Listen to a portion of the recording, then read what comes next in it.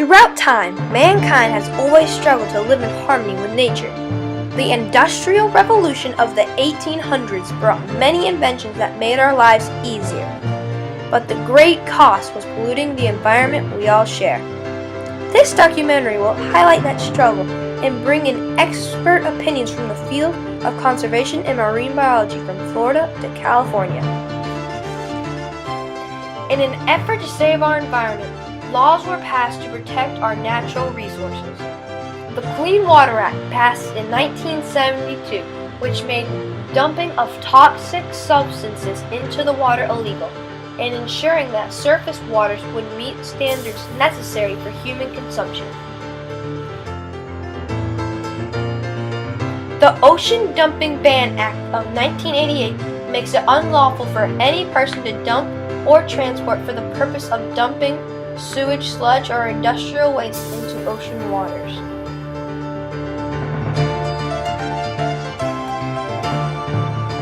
The Oil Pollution Act was passed in 1990. The law stated that companies must have a plan to prevent future oil spills and have a cleanup plan for spills. The law also prohibits any oil tanker from operating in Prince William Sound, Alaska, site of the Exxon Valdez oil spill in 1989.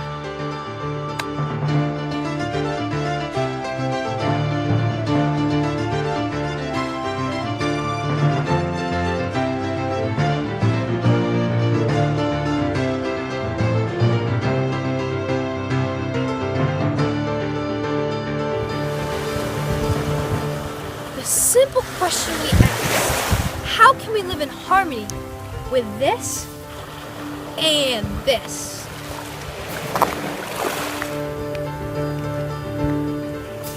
So we traveled to Sarasota to interview Mr. Brad Tanner of the MOTE Marine Aquarium.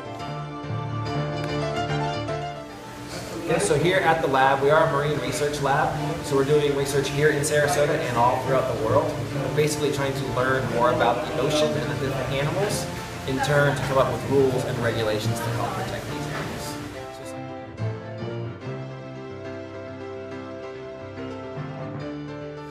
animals. The water quality here in Sarasota Bay is pretty good. I would say the biggest thing is like trash bags getting into the water, and again fishing line, because fishing line when it's in the water it's invisible, and birds and manatees and dolphins are getting entangled in it, and once they get stuck in it, it becomes hard for them to swim. If they can't swim, it becomes hard for them to feed. If they can't feed, it's going to cause them other illnesses.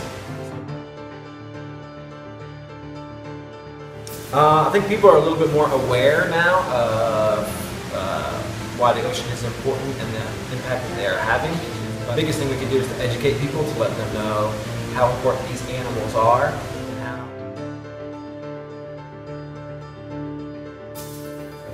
Educate people, teach them things that they can do to help protect these animals. I think that's a huge step.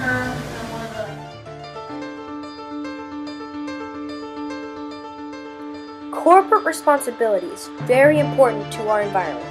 Unfortunately, BP found out too late and seriously damaged our environment. Disasters like this take years to clean up, and it seems like they're happening more frequently.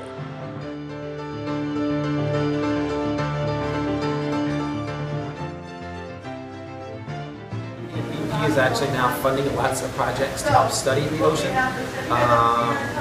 to help fix the problem that they created. So we traveled to California to interview Miss Katie Allen of the ALGALITA Marine Research Institute in California.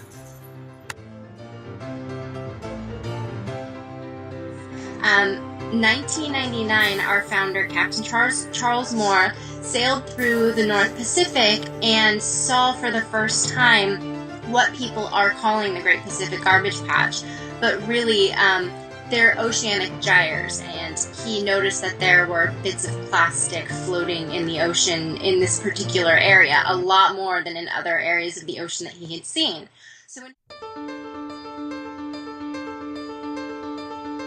These gyres are currents meeting that trap the trash in certain parts of our oceans. There are 6 gyres in our oceans that have accumulated trash over the years. Samples are taken using fine mesh nets that have captured thousands of pieces of plastic in our ocean. Here you can see the gyres at work capturing millions of pieces of plastic in our oceans.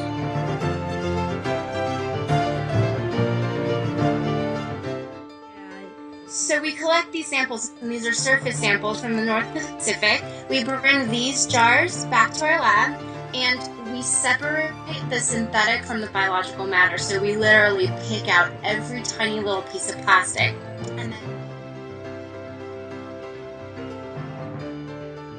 And our science shows that they are.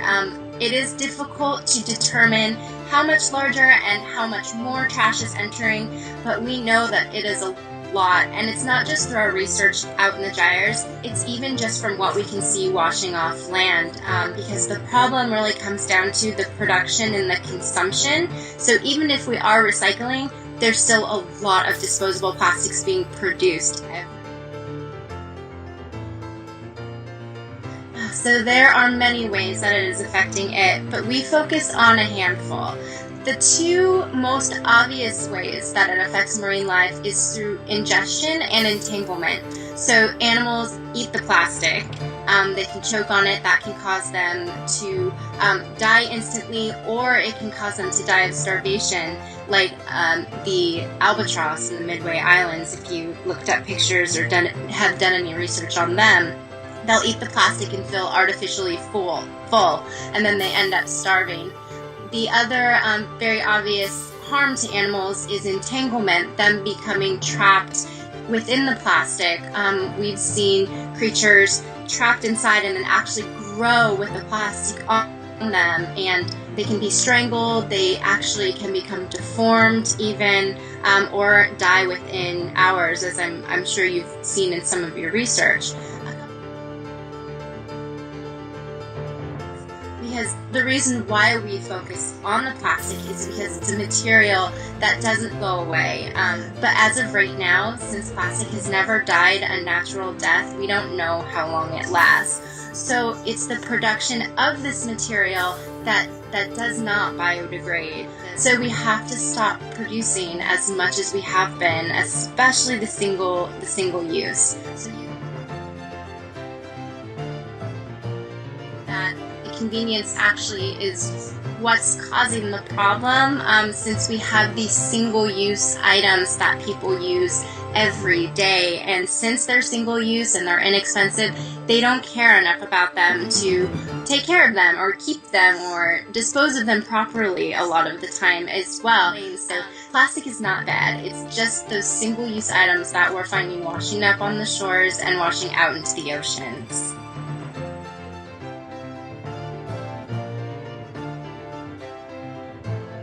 Really raised awareness of this issue, that's when we saw a lot of other nonprofits and a lot of other organizations start talking more about plastic pollution.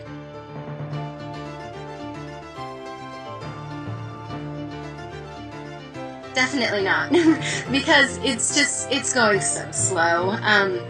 We are working so hard, but we are a tiny organization, really. There's a lot of political issues involved, and that's why it's going so slow.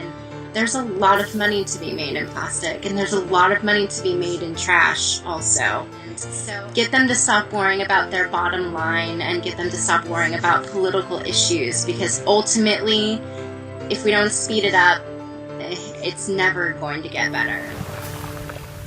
By recycling, reducing and reusing those materials that can harm our world, we can make effective change. The responsibility lies with us, and history will judge our efforts.